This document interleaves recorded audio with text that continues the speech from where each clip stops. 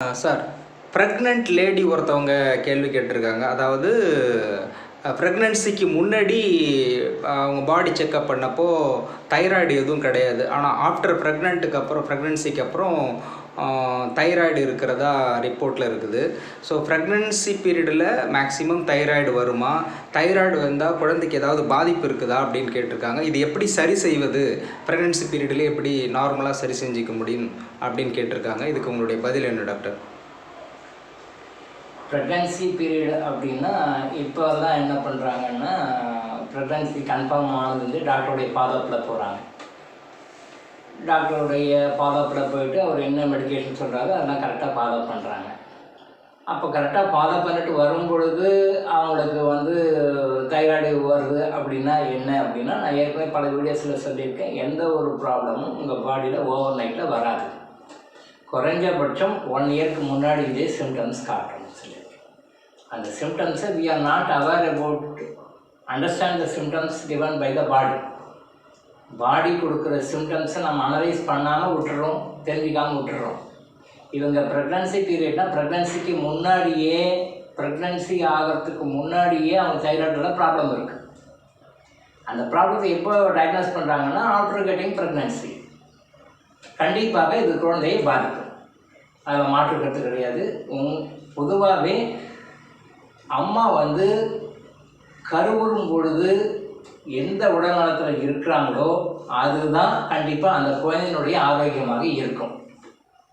அப்போ கருவுறும் காலத்தில், அந்த காலத்தில் இருந்து அந்த டியூரேஷன் ஆஃப் ப்ரெக்னன்சி பீரியடு ஃபுல்லாகவும் அவங்களுடைய ஆக்டிவிட்டிஸ் எப்படி இருக்கோ அதுதான் குழந்தையினுடைய எதிர்காலத்தை தீர்மானிக்கிறது. எதை தீர்மானிக்கிறது?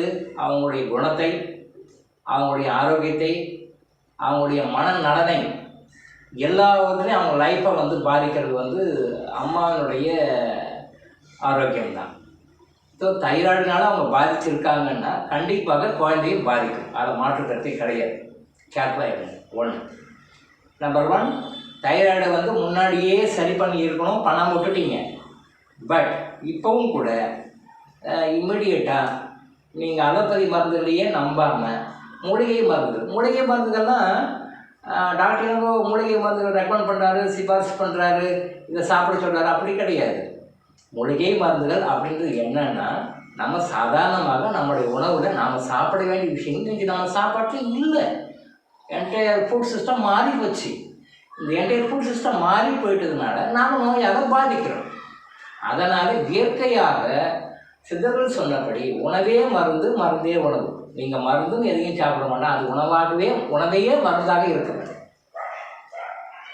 நீங்கள் மருந்துன்னு சாப்பிட உணவாக இருக்க வேண்டும். நீங்கள் உணவுன்னு சாப்பிடுறது அது உங்களுக்கு மருந்தாக இருக்க வேண்டும். ஸோ உணவையே மருந்தாகவும் மருந்தையே உணவாகவும் சாப்பிடணும். இது இயற்கை வழியில். ஆனால் இன்றைக்கி அன்ஃபார்ச்சுனேட்டாக varieties of capsules, varieties of tablets, varieties of pills, மருந்துகளை அதுக்குன்னு ஒரு டப்பா வச்சுட்டு அதை வெரைட்டியாக காலையில், மதியானம், நைட்டு 3 வேளையும் சாப்பிட்றோம். நான் அந்த மருந்து சிஸ்டத்தை நான் சொல்லலை. நான் இயற்கையான நம்ம சாப்பிட வேண்டிய சாப்பாட்டில் நம்ம வெஜிடபிள் கிங்டம்லேருந்து வர வேண்டிய நியூட்ரிஷன்ஸ் நமக்கு வரல. அந்த வெஜிடபிள் கிங்டம்லேருந்து வர வேண்டிய நியூட்ரிஷன் நமக்கு வராததுனால அதைத்தான் மூலிகை மருந்துகளாக சொல்லணும். பேர் தான் மூலிகை மருந்துன்னு சொல்லணும், எல்லாமே மூலிகை தான், உணவு தான்.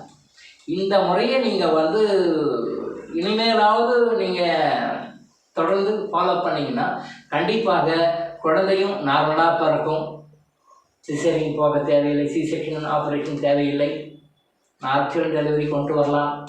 இயற்கையாக நீங்களும் ஆரோக்கியமாக இருப்பீங்க, குழந்தையும் ஆரோக்கியமாக இருக்கும். வருங்கால இந்தியாவுக்கு ஒரு ஆரோக்கியமான குழந்தையை நீங்கள் பெற்று கொடுப்பீங்க. அது ரொம்ப முக்கியமான தேவை. எனக்கு அது இல்லை, ஆனால் அந்த பொறுப்பு உங்களுக்கு இருக்குது. ஒரு தாயும் ஆரோக்கியமான ஒரு குழந்தையை நாட்டுக்கு கொடுக்கணும். ஆனால் அன்பார்ச்சுனேட்டாக நீங்கள் நோயாளி குழந்தைகள் தான் கொடுத்துட்ருக்காங்க. அப்புறம் எங்கே ஆரோக்கியமான இந்தியா வரும்? நோயோடு வாழ்வது எப்படி இல்லை, நோய் இல்லாமல் வாழ்வது எப்படிலாம் கற்றுக்கணும். நோய் இல்லாமல் வாழ்வது எப்படி, அதை தான் கற்றுக்கணும். How to live with diseases இல்லை, how to live without diseases தான் நம்ம கற்றுக்கணும். அதை டே டு டே லைஃப்பில் நம்ம கொண்டு வரணும்.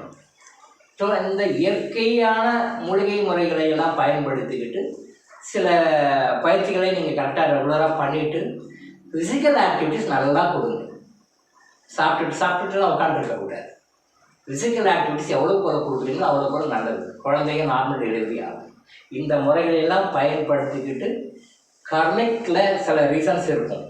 அந்த கர்மிக் ரீசன்ஸை கரெக்டாக கண்டுபிடிச்சி அதையும் சரி பண்ணிக்கிட்டு நீங்கள் இதையும் பண்ணீங்க அப்படின்னு சொல்லி சொன்னால் உங்கள் தைராய்டு ப்ராப்ளம் சரியாயிடும்.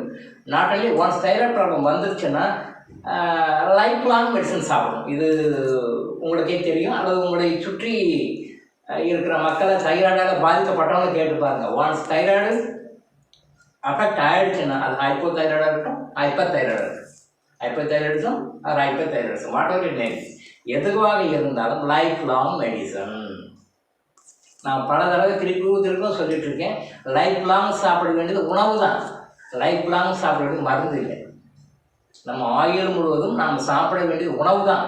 கடவுளால் படைக்கப்பட்டது நம்ம அமைப்பு காலம் முழுசும் உணவு தான் சாப்பிடணும், காலம் முழுசும் மருந்து சாப்பிட்டு இருக்கக்கூடாது. ஸோ தைராய்டுன்றது நீங்கள் லேடிஸ்க்கு யாருக்கு வந்தாலும் லைஃப் லாங் மெடிசன் தான் சாப்பிட்டுருக்காங்க. பட் தேவையில்லை, முறையான கர்மாவையும் சரி பண்ணிட்டு இந்த மூலிகை மருந்துகள் நீங்கள் அட்மினிஸ்டர் பண்ணீங்கன்னு சொல்லி சொன்னால் அதிகபட்சம் 1 இயரில் உங்களால் நார்மலாக வந்துட்டு தைராய்டு இல்லாமல் உங்களால் இருக்க முடியும். லைஃப் லாங் மெடிசன் எதுக்குமே தேவையில்லை. ஃபுட்டில் ஏதாவது சேஞ்சஸ்? நிறைய ஃபுட்லேயும் சேஞ்சஸ் பண்ணணும். இன்றைக்கி உணவு மூலமாக வருகின்ற நோய்கள் நிறைய இருக்குது. நம்ம உணவையும் மாற்றாங்க, வெறும் மருந்து மட்டும் எடுத்துக்கிட்டு ட்ரீட்மெண்ட் மட்டும் எடுத்து நோய் சரியாக போடணும் கிடையாது. நான் வாழ்க்கையில் இருக்கிறவங்க பிரச்சனைகளை தீர்ப்பதற்கும், வாழ்க்கையில் நிறைய பிரச்சனை இருக்குது எல்லாருக்குமே, அந்த பிரச்சனையை தீர்ப்பதற்கும் நோய்களை போக்குவதற்கும் உணவு முறையில் மாற்றம் நீங்கள் மாற்றலை அப்படின்னு சொல்லி சொன்னால் நீங்கள் எதுலேயுமே சக்சீட் ஆக முடியாது. நோயிலிருந்து முழுமையாக வெளிவர முடியாது, உங்களுடைய வாழ்க்கை பிரச்சனைகளுக்கும் வெளிவர முடியாது. ஏன்னா வாழ்க்கை பிரச்சனைகளுக்கும் உங்களுடைய உணவுக்கும் சம்மந்தம் இருக்குன்னு நான் ஒன்று தான் திருப்பி சொல்லிட்டு இருக்கேன். ஸோ இந்த உண்மையை புரிந்து கொண்டு நீங்கள் சரியான முறைகளை ஃபாலோ பண்ணி உங்களுடைய பேட் கர்மாஸை நியூட்ரலைஸ் பண்ணிவிட்டு கேன்சல் பண்ணுறதுக்கும் எரடிகேட் பண்ணுறதுக்கு டோட்டலாக நியூட்ரலைஸ் பண்ணி விடணும். அது வரக்கூடாது. அதை பண்ணிவிட்டு உணவு முறையில் மாற்றங்கள் சில பயிற்சிகளை கரெக்டாக ஃபாலோ பண்ணிங்கன்னா டெஃபினட்டாக தைராய்டு ப்ராப்ளம் உங்களோட போயிடும், க்யூர் ஆகிடும், குழந்தைக்கு ட்ரான்ஸ்ஃபர் ஆகிடும். இதுவே டூ லேட், ரொம்ப லேட்டு தான். அதனால் இம்மிடியேட்டாக ஆக்ஷன் பண்ணி முறையான ட்ரீட்மெண்ட்டை எடுத்து நீங்களும் நல்ல ஆரோக்கியமான ஒரு தாயாக இருந்து ஆரோக்கியமான குழந்தையை பெற்றுக் கொடுக்க வேண்டும் என்று கேட்டுக்கொள்கிறேன். டாக்டர் இளங்கோ ஆயுஷ் ஹாஸ்பிட்டல் வழங்கும் விழிப்புணர்வு இது.